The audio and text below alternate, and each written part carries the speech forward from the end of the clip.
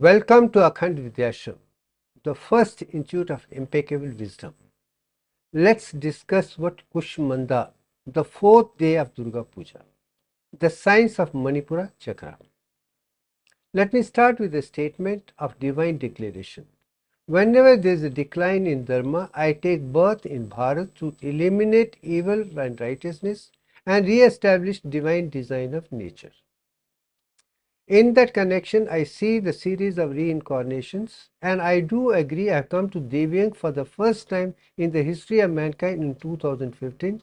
It is because of many births and deaths and rebirths I have taken in for Jarmas to come to this particular stage of knowledge, and I have acquired that knowledge for many Jarmas. I remember those things and speaking very clearly from my previous experience, present experience, and what is going to be done for the next stage is the series is beautifully done in the process.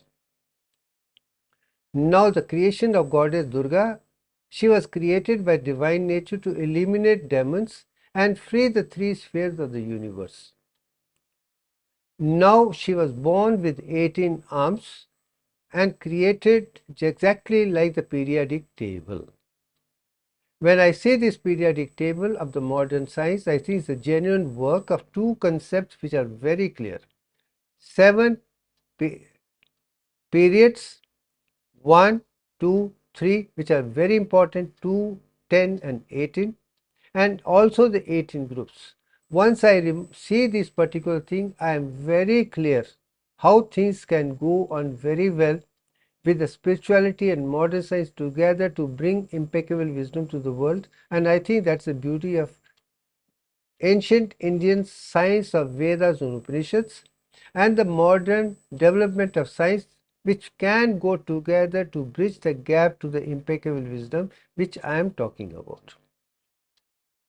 Now the Kamskar, after being formed and killing Mahishasura, she dissolved the body of energy or Agni-Bhuta in the universe and came down. I am not going into detail.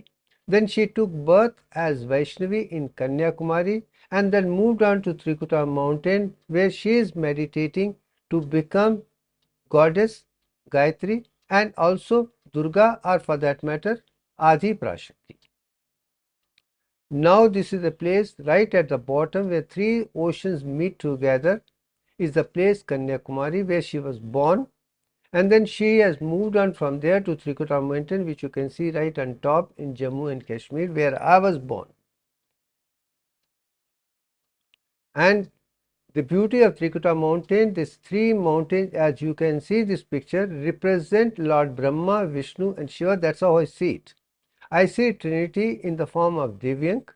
That 22 by 21 is Lord Brahma, the first stage of creation.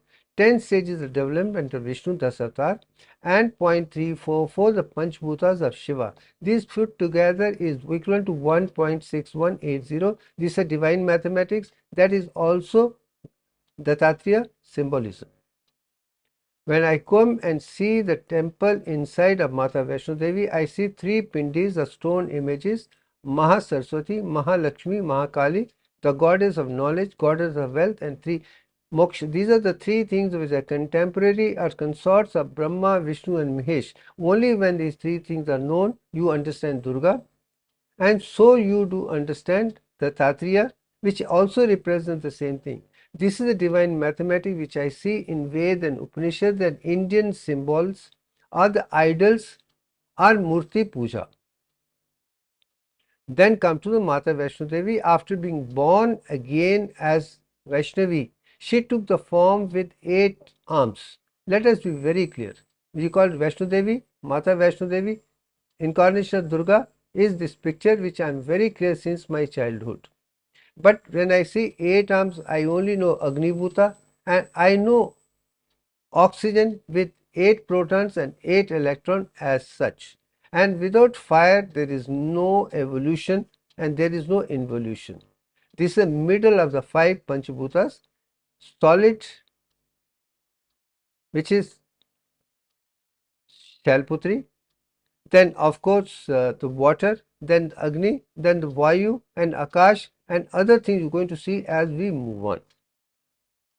Now there are 10 Mahavidyas which Upanishads and Indian scriptures talk about it. And what are the 10 Mahavidyas is something which you can see in this picture very clearly. They are the incarnations of Durga itself. Then why there are 10 Mahavidyas? We are going to understand that through these 10 days of Durga Puja. I do not call it Navratri, I call it 10 days because for the day which is very important to me is the Vijayadashmi, this is the 10th day. Now the goddess Gayatri is shown with 10 electrons and 10 protons and 11 neutrons. For that matter, 10 protons, 10 neutrons and 10 electrons put together are 31 divided by 3 is equivalent to 3.4419, again the same thing. And she represents inert matter neon 21, which united together to form neon 22, and the effulgence, an entire solar system, spiral galaxy, everything is origin from their only concept, which I have already explained. This is what it is. Then come to the goddess Shailputri, the first day of Mahavidyas, and also goddess Durga's first puja day. And she represents the solid element of Muladhara Chakra, which is earth element, which is equivalent to 38.1966%. Now this you can see the same Bhumi with Akash, and Muladhara Chakra represents same thing as 38.19, which is solid element, which has all the minerals all about. Then come to the Muladhara Chakra. The picture you can see on 3.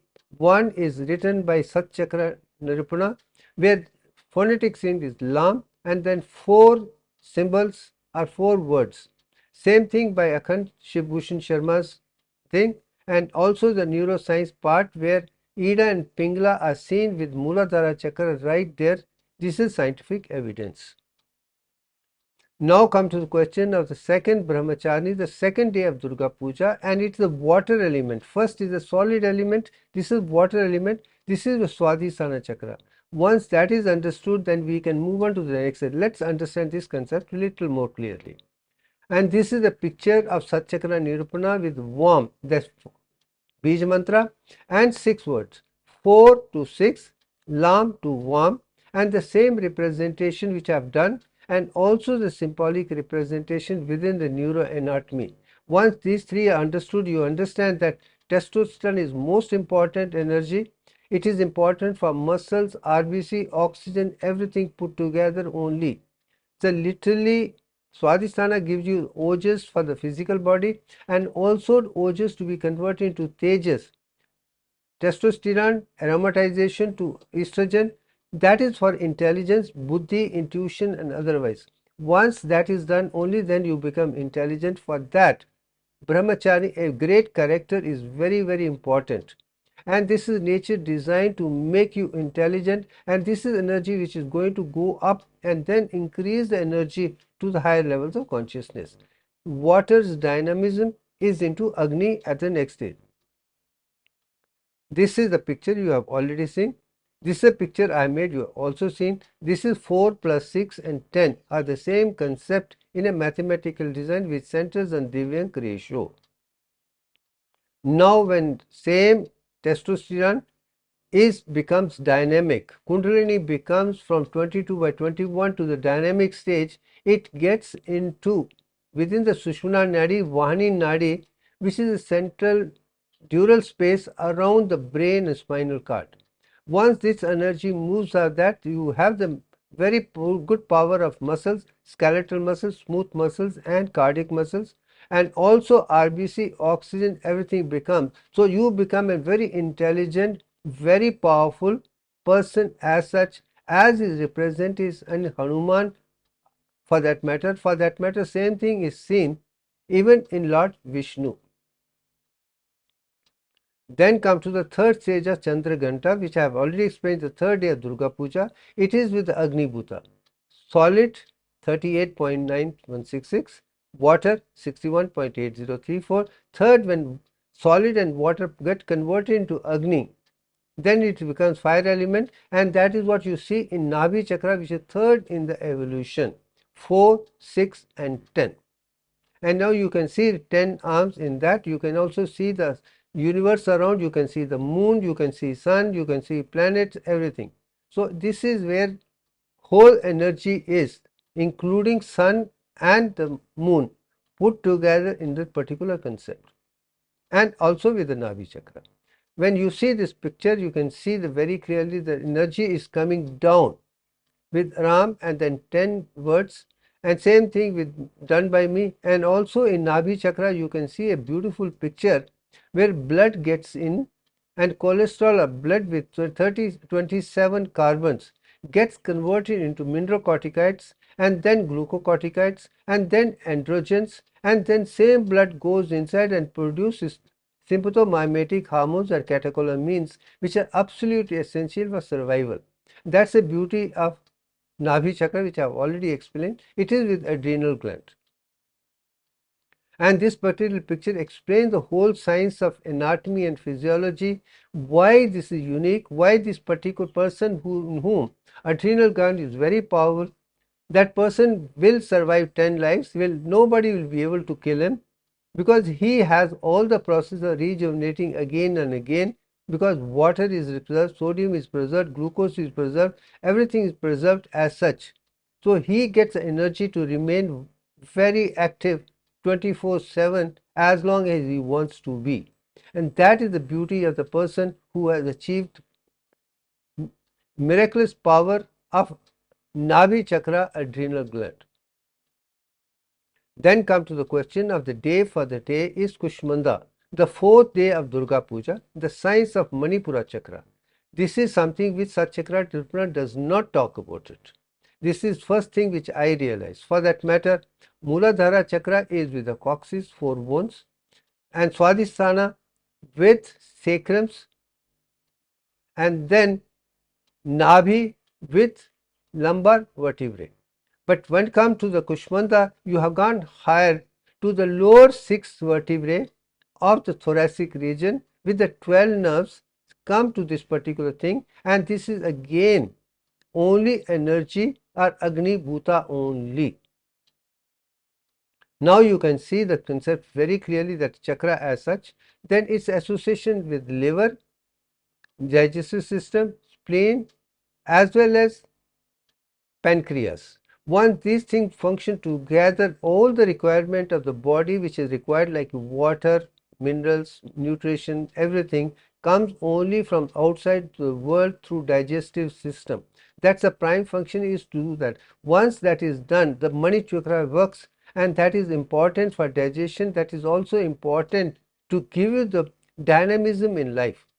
This is where Vishnu's whole concept is creation by Brahma, maintenance, you need water, nutrition, electrolytes, etc. That is provided directly by digestive system as such. And so that way Manipura chakra becomes very, very important in moving towards higher levels of consciousness. Now we are, since Sat chakra Nirupana does not talk of Manipura chakra, it only talks of Navi, but Manipura chakra, I explain, is very important. That is sun rays, the sun aura. This is with the celiac plexus in the autonomic nervous system. So both autonomic nervous system as well as endocrine system work together in these particular places. Once that is understood, only then inner consciousness can see and move on. As I have stated, lower 6 thoracic vertebrae are involved with Manipura chakra. Number of petals is 12. Number of nerves which come from 6 thoracic is 12 only. Then one endocrine gland is a pancreas, which produces beta cells to insulin and alpha cells for glucagon. That says, so the insulin and glucagon is into 61.803% and 38.1. You can see the same energy in that particular thing in pancreas enzyme, which is insulin and glucagon, how they maintain the blood sugar level clearly, and what is that done, only then we can be perfectly healthy, wealthy, wise and happy for homeostasis. Perfect homeostasis, glucose should be 111 milligram, and this is not mentioned in Sat chakra, which I told you. This is my experience, and I know we have to be correct through the impeccable wisdom. We should not be a copy of ancient things as such. today we have come to stage in much better level of equipments, things. We can understand the perfect anatomy, physiology, biochemistry, psychology much better than ancient had it, because they were not filled to the equipments which we have.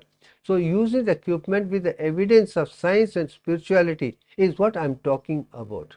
So that is where Manipura has come to very clear that you have both endocrine system, exocrine system, digestion as such.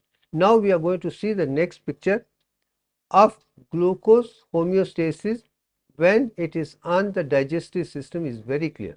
In this picture you can see very clearly right on top the perfect blood glucose is 111 milligram per dilution, or you can 100 ml of blood, and the ratio could be 100 to 125 as such, with the average 111 is a perfect one. If your fasting is 100 and postprandial 125 and average of 100, you are the perfectly normal person with a perfect water, glucose and also insulin glucagon as such. That's ideal.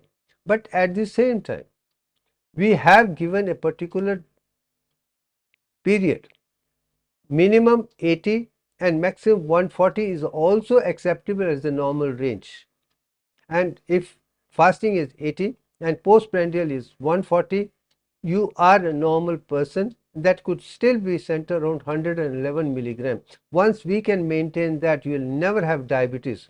And I make it very clear, diabetes mean it is passing lot of urine which is sweet in taste. Mellitus is sweet. And once diabetes mellitus is not there, you are perfectly healthy as such.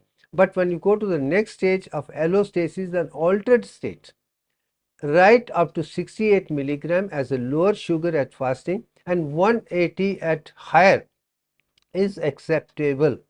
And that's the beauty of fourth chakra as such. And once that is done, you know very well, with the diet control, exercises, yogasana, pranayam, meditation and pure vegetarian diet, etc., this particular thing can be within normal and still have an average of 100 milligram.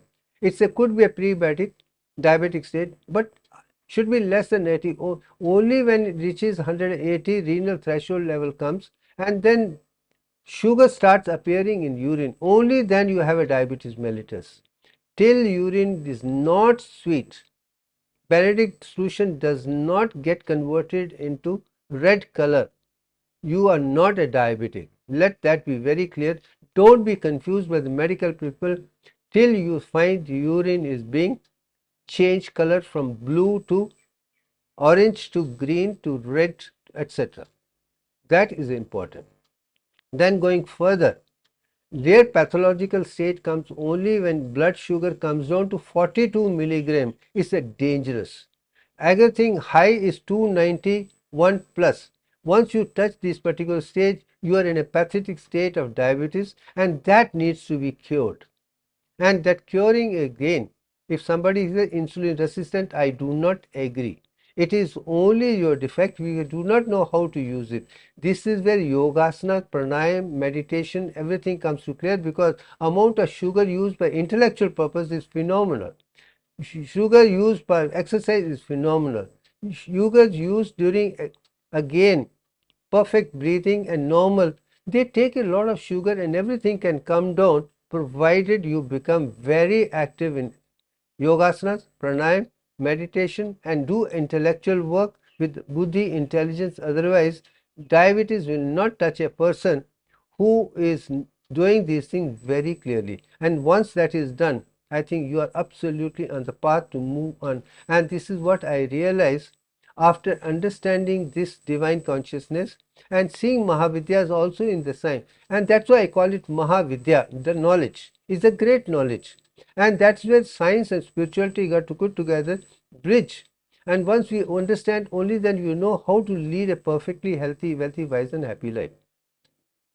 Now come to the question of, I talked about endocrine functions of pancreas first as insulin, glucagon for blood sugar. Now I am coming to the second part, which is exocrine functions of the pancreas. This is where digestive comes to play very important. For that matter, when we take food and eat in the mouth, masticate very well with teeth, digestion of carbohydrates starts, starch, particularly cooked starch, rice. It gets converted with alpha amylase from the saliva into maltose. Maltose further gets converted into glucose plus glucose, and that is what is absolutely essential for survival as such. And that is blood sugar of glucose only, not fructose. That's one part. But same food when it comes to the stomach, neutral material of mouth is converted into hyperacidic 1.5 milligram, and in that the protein breaks down, comes up, and so the erythropoietin, other thing, the protein digestion starts in the stomach, carbohydrate in the mouth. But further, when it goes down to small intestine, with the help of secretions from liver and pancreas, the whole atmosphere is converted into alkaline, neutral, highly acidic, no alkaline. Only an alkaline, the lipids and fats can dissolve and get digested. Carbohydrate in the mouth, proteins in the stomach, and lipids and fats in the small intestine with the help of liver and spleen as such, and the pancreas. Once that is done, I think things are very, very clear there. And what is important is this material, which is acidic in stomach, gets converted because alkaline is produced. Now I'm going to come you again from, when we breathe out, we put carbon dioxide only 61, remaining can, and formation of acid or alkaline for that matter is only from carbohydrate. Let that be clear. Once that is done, medium is alkaline, then all the enzymes are produced to do digestion of carbohydrate, proteins and lipids as such, and complete digestion takes place in the small intestine, and the absorption takes place which is required for the homeostasis and perfect health, wealth, wisdom and happiness. Once that is understood very clearly, then only the material goes down, and then it is absorbed, all the water and nutrients as such, and then taken to the liver, is converted to assimilated into things which is to be done. For that matter, digestion is just ingestion, digestion, absorption, assimilation and excretion as such. Once we have that perfect objective, only then the knowledge is complete. This is again a 5 stages: ingestion, digestion, absorption, assimilation and excretion. And excretion is what apana prana is all about. Once that is done, I think we are very clear that we can move on to the next stage much better. Without water, without glucose, without enzymes, without nutrition, without minerals and vitamins, etc., perfect health is not going to be that easy. So this particular center and this particular chakra, and of course Kushmanda is trying to tell us that you have to take care of this thing, only then you are going. So give from Shalputri to Brahmacharni to Indaganta to exocrine to next stage is energy going, what solid to water to Agni. These are 4 are done very clearly. Once you come to this particular stage, you can see the 4 chakra. Manipura chakra is the 4th one, but you stand Muladhara first, Swadhisthana, Nabhi, Manipura. Then also the evolution slow. And once you are moving the next stage, you are going to see much more in the process of Vayu itself. So far solid, water and Agni.